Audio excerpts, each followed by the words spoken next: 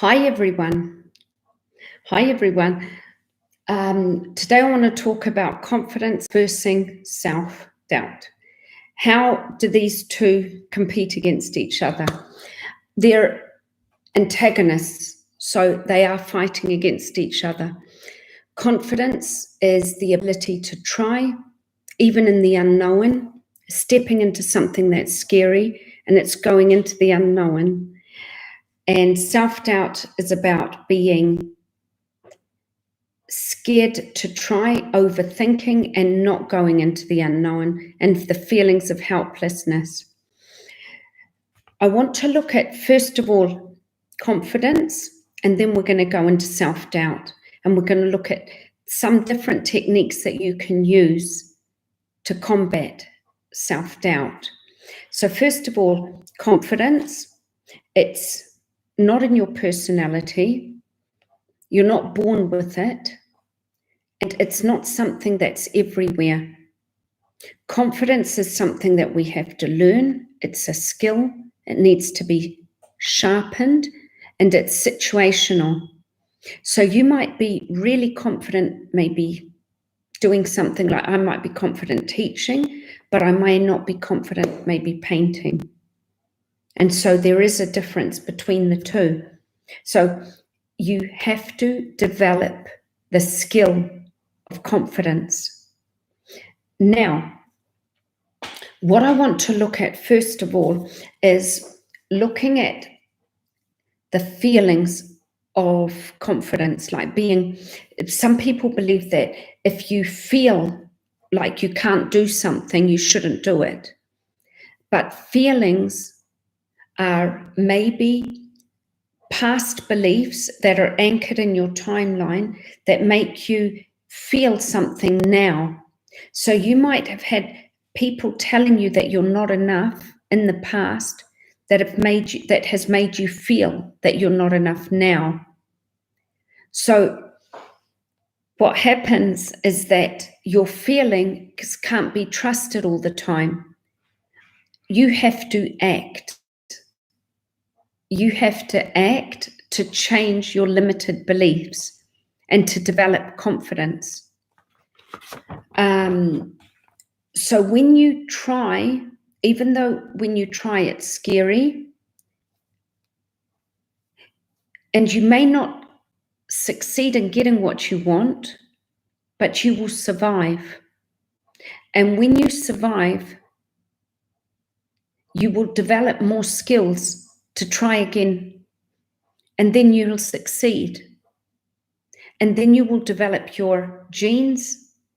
You will become a better version of yourself because you've stepped out of the uncomfortable. And when you step out of the uncomfortable, you may feel a fake.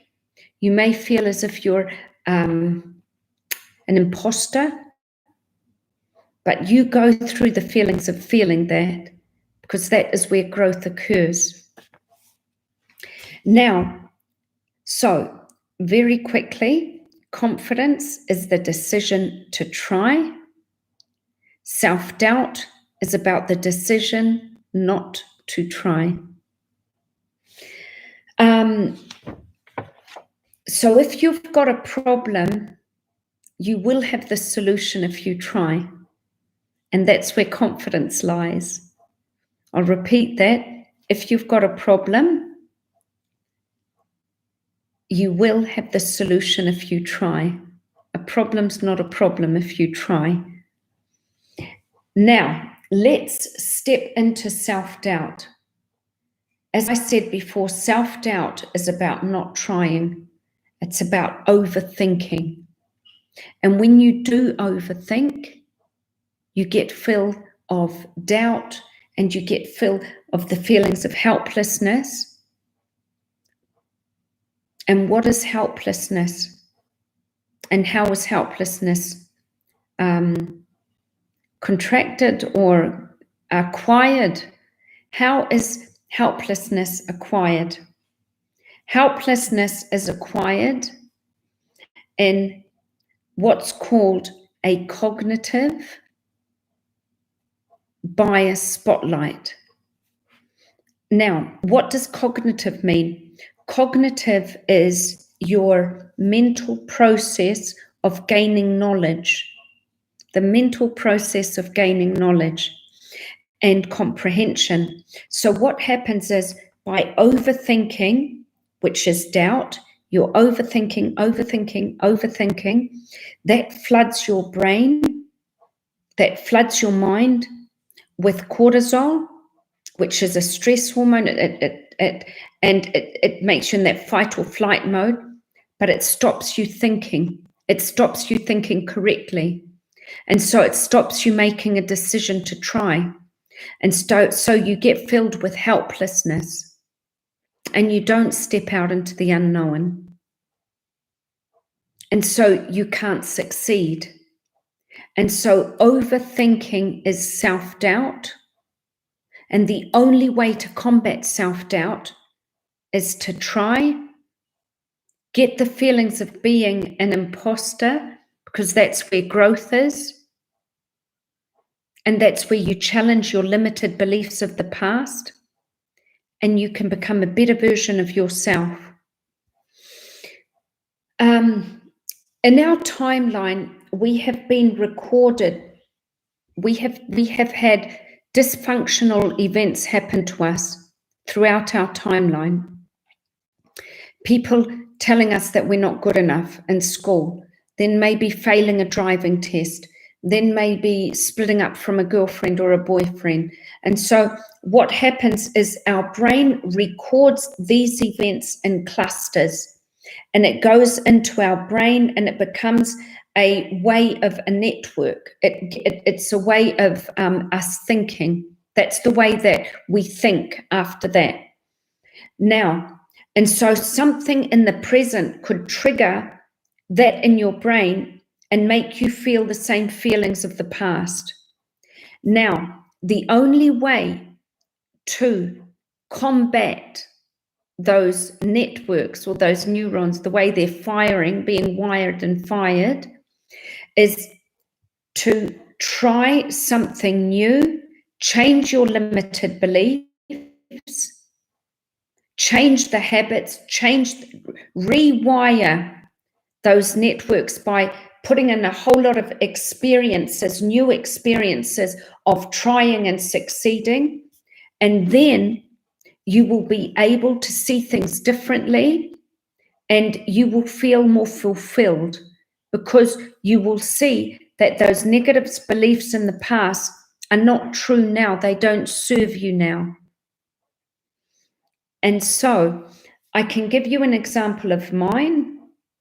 At school, maybe I failed a test, and then I went on and I had somebody tell me that I'm not good enough.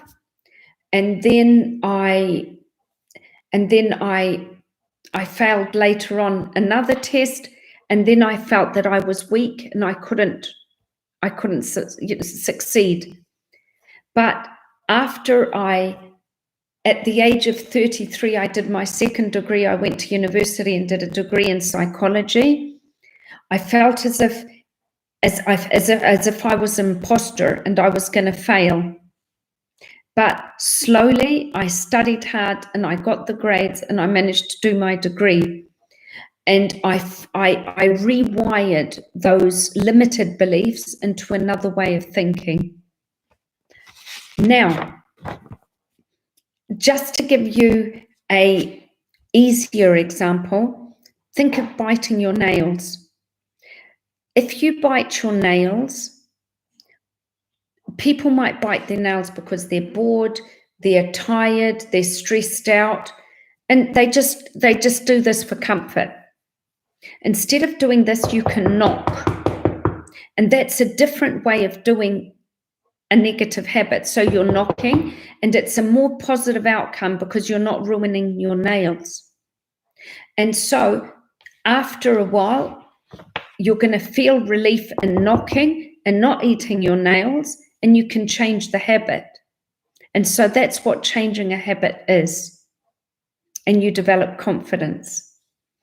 Now, get out of your head where you feel, stop feeling, and act on what you want and combat those limited beliefs, and you can be really fulfilled and confident. And that's the way of developing confidence and defeating self-doubt. This is Zaspina Nicola, and I'm from Dare to Begin Life Coaching. You can subscribe to my YouTube channel if you want, and I've also got a blog. Thank you so much. I've also got a Facebook group called Dare to Begin Life Coaching. I would love to have you on board, where I give free content. I've got a self-doubt booklet and a confidence booklet, and we'll be going into other things like panic attacks and stress and other issues and relationship issues. And yeah, thank you so much for watching. Bye.